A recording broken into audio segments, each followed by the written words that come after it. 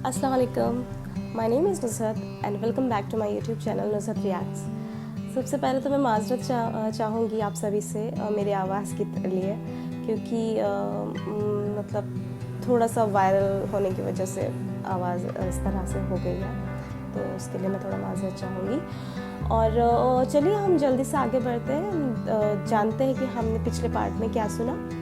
तो पिछले पार्ट में जो कि पार्ट 19 था, उसमें हमने देखा कि जब हमारे पैगम्बर हज़रत मोहम्मद मुस्तफ़ा सल्लल्लाहु अलैहि वसल्लम पाक ने इस्लाम की दावत दी, एक खुदा की दावत देने लगे, वो मजलिसों में जा कर के खुल्लम खुल्ला जब दावत देने लगे तो लोग भी मुतासिर हुए उनसे, लोग ईमान भी लाने लगे थे।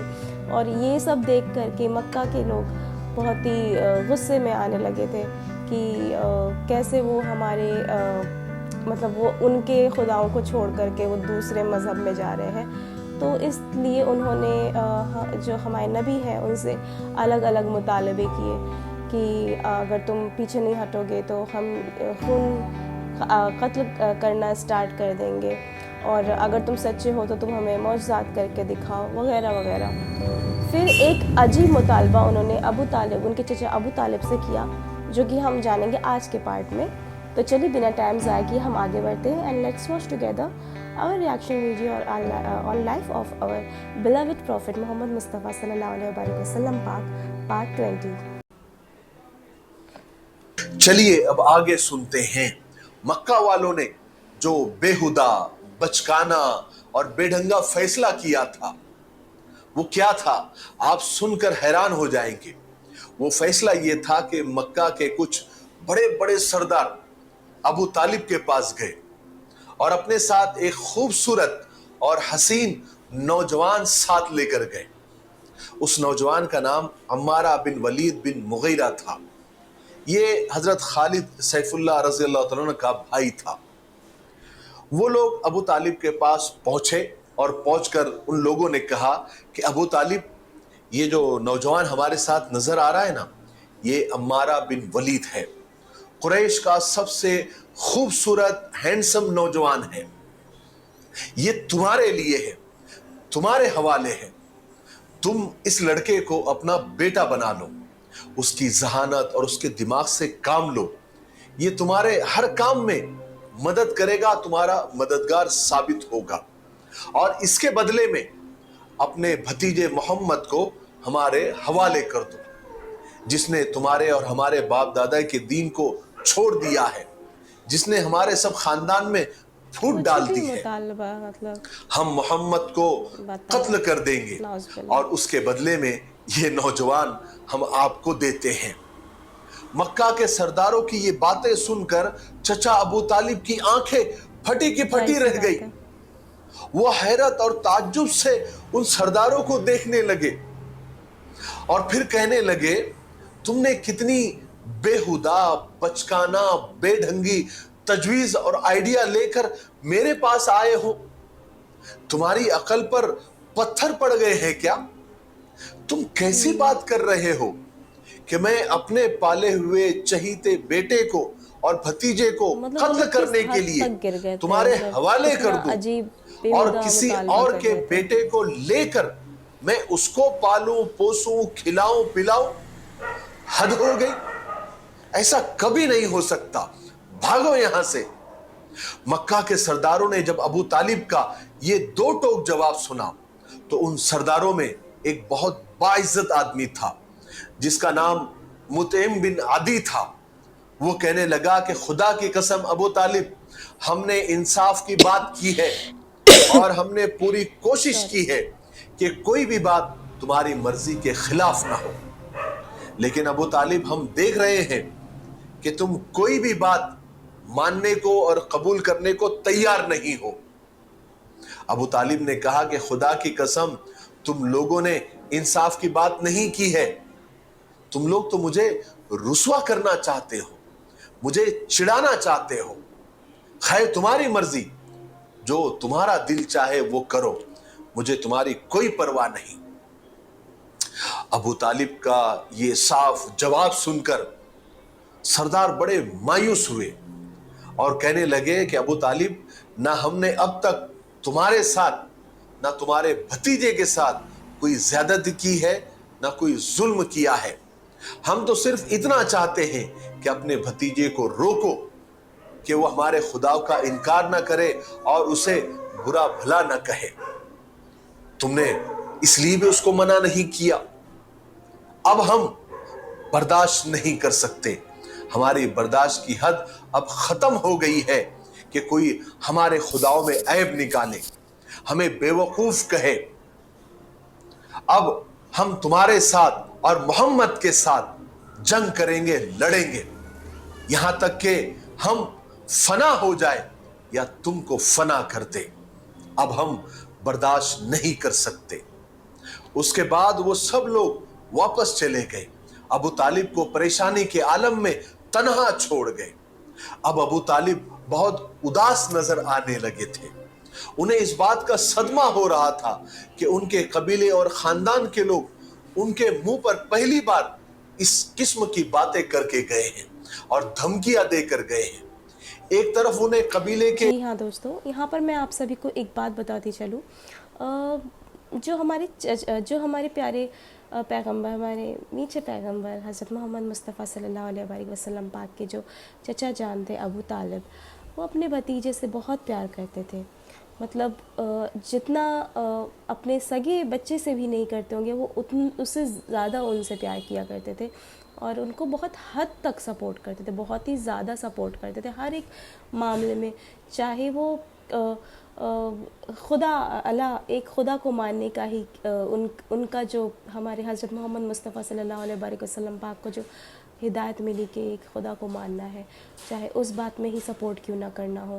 بھلے پھر چچا ابو طالب اپنے دوسرے خداؤں کو ہی کیوں نہ مانتے ہوں, وہ کبھی بھی حضرت محمد مصطفیٰ صلی اللہ علیہ وآلہ وسلم پاک کے خلاف نہیں کھڑے ہوئے. انہوں نے ہمیشہ ان کا ساتھ دیا ہے. تو یہ ایک ایسی بات ہے جو شاید بہت سے لوگوں کو نہیں پتہ ہوگی, اس لیے میں نے سوچا کہ یہاں پر مجھے تھوڑا سا اس کے بارے میں تھوڑا سا کچھ بتانا چاہیے آپ سبھی کو. تو چلیے اب آگے دیکھتے ہیں. چھوٹ جانے اور ان کے ساتھ دشمنی قائم ہونے کا صدمہ تھا, تو دوسری طرف انہیں اس بات کا بھی دکھ تھا کہ اب ان کے بھتیجے محمد کو یہ لوگ ذلیل کریں گے اور تکلیفیں دیں گے. اب چچا ابو طالب سوچنے لگے کہ وہ کیا کرے. کیا اپنے پیارے بھتیجے کو دشمنوں کے حوالے کر دے یا پھر اس کی حمایت اور سپورٹ میں کھڑے ہو جائے. یہ ایک بہت نازک لمحہ تھا, ایک نازک وقت تھا, نازک مرحلہ تھا جس میں ابو طالب کو فیصلہ کرنا تھا کہ وہ آخر کرے تو کیا کرے. آخر کار ابو طالب نے فیصلہ کر ہی لیا کہ وہ رسول پاک صلی اللہ علیہ وسلم یعنی محمد کو بلائیں گے اور انہیں اسلام کی تبلیغ سے روکیں گے, جس کی وجہ سے سارے خاندان میں پھوٹ پڑ گئی ہے, دشمنی ہو گئی ہے اور قبیلے قریش کی ایکتا اور بھائی چارہ ختم ہو گیا ہے.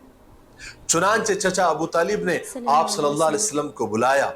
جب رسول پاک صلی اللہ علیہ وسلم تشریف لائے تو چچا ابو طالب نے قریش کے معاملے میں آپ سے بات کی اور جو مطالبہ, جو ڈیمانڈ انہوں نے ابھی کیا تھا اس کا بھی تذکرہ کیا اور آخر میں ان دھمکیوں کا بھی تذکرہ کیا جو جاتے جاتے وہ دے گئے تھے.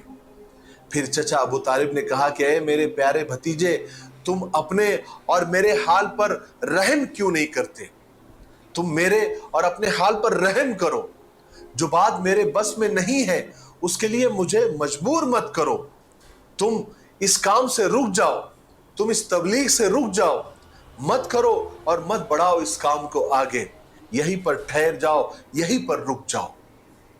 اپنے پیارے اور شفیق چچا کی زبان سے جب حضور پاک صلی اللہ علیہ وسلم نے ایسی باتیں سنی تو آپ تو حیران ہو گئے, کیونکہ سارا قبیلہ اور ساری برادری آپ کی مخالفت کر رہی تھی, آپ کے اگینسٹ تھی. لیکن ایک ہی تھے چچا ابو طالب جنہوں نے کبھی آپ کو اسلام کی تبلیغ سے نہیں روکا تھا. مگر آج وہی چچا, وہی محبت کرنے والے چچا آپ کو سچائی کا پیغام پہنچانے سے روک رہے تھے. چچا کی اس اچانک بات پر آپ صلی اللہ علیہ وسلم کو حیرت بھی ہوئی اور صدمہ بھی ہو رہا تھا، کیونکہ ایک چچا ہی تھے جو آپ کو جان سے زیادہ عزیز سمجھتے تھے اور ہر موقع پر آپ کی مدد کے لیے اور حمایت کے لیے کھڑے ہوتے تھے۔ اس وقت رسول اللہ صلی اللہ علیہ وسلم کے سامنے ایک طرف اپنے شفیق اور محبت کرنے والے چچا کی درخواست تھی تو دوسری طرف اللہ کا حکم تھا۔ چنانچہ حضور پاک صلی اللہ علیہ وسلم نے اپنے خدا کے مطابق فیصلہ کیا اور اپنے لیے وہی بات پسند کی جو اللہ پسند کرتا تھا۔ آپ نے زبردست قوت اور بھروسے کے ساتھ اپنے چچا سے کہا کہ اے میرے پیارے چچا، میرے دائیں ہاتھ میں سورج اور بائیں ہاتھ میں چاند بھی کوئی لا کر رکھ دے اور مجھ سے یہ راستہ چھوڑنے کے لیے کہے تو میں نہیں چھوڑوں گا، یہاں تک کہ میں کامیاب ہو جاؤں یا پھر ختم ہو جاؤں۔ اور اس طرح آپ صلی اللہ علیہ وسلم نے اپنے چچا کو بتلا دیا کہ دنیا کی کوئی طاقت آپ کو سچے راستے سے نہیں ہٹا سکتی۔ رسول اللہ صلی اللہ علیہ وسلم حق اور سچائی کے طرفدار تھے، چنانچہ آپ حق کے ساتھ چلتے تھے اور حق پر ہی ختم ہو جانا چاہتے تھے۔ چچا ابو طالب انتہائی حیرت اور مبہوت ہو کر یعنی تعجب اور حیرانی سے اپنے بھتیجے کو دیکھنے لگے، اور ابو طالب آپ صلی اللہ علیہ وسلم کی روح اور ارادے کی سچائی اور مضبوطی پر حیران تھے۔ انہیں تعجب تھا کہ ان کا بھتیجا محمد اپنے مقصد کو پورا کرنے میں کتنا نڈر ہے، اس کو کسی کا ڈر اور کسی کی پرواہ نہیں ہے کہ اس کو کتنی اس راستے میں تکلیفیں اٹھانا پڑے گی۔ اس کے بعد آپ صلی اللہ علیہ وسلم چچا کے پاس سے جانے کے لیے کھڑے ہوئے تو آپ کے آنکھوں میں آنسو ڈبڈبا رہے تھے، آپ مسلسل رو رہے تھے۔ آپ کو بے حد افسوس تھا کہ آج چچا نے بھی ساتھ چھوڑ دیا، شاید مجھے وہ ان لوگوں کے حوالے کرنے کو تیار ہو گئے۔ اپنے چچا کے اس رویے کا آپ کو بے حد رنج اور صدمہ ہو رہا تھا، مگر جیسے ہی آپ جانے کے لیے مڑے تو چچا ابو طالب نے پکارا، آواز دی کہ ادھر دیکھو او چچا کی جان، ادھر دیکھو۔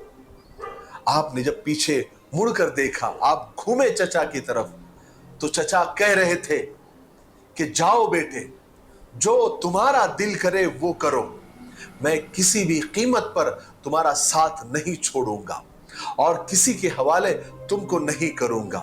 اللہ اکبر، اللہ اکبر۔ چچا کے یہ ہمت افزائی کے جملے تاریخ نے سنبھال کر رکھ لیے۔ کیا ہمت، کیا حوصلہ، کیا انرجی ملی ہوگی حضور کو ان جملوں سے، ان کو الفاظ میں بیان نہیں کیا جا سکتا۔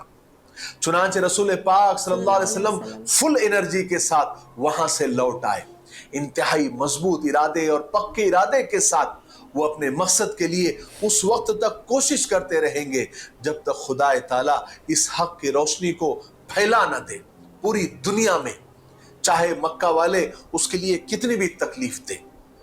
ابو طالب اپنے بھتیجے کی مدد کے لیے تیار ہو گئے، اپنے گھر والے اور خاندان والوں کو بلانے کی تیاری کر رہے تھے تاکہ رسول پاک صلی اللہ علیہ وسلم کی مدد اور حمایت کا اعلان کرے، کیونکہ معاملہ اب بہت سنگین ہو گیا تھا۔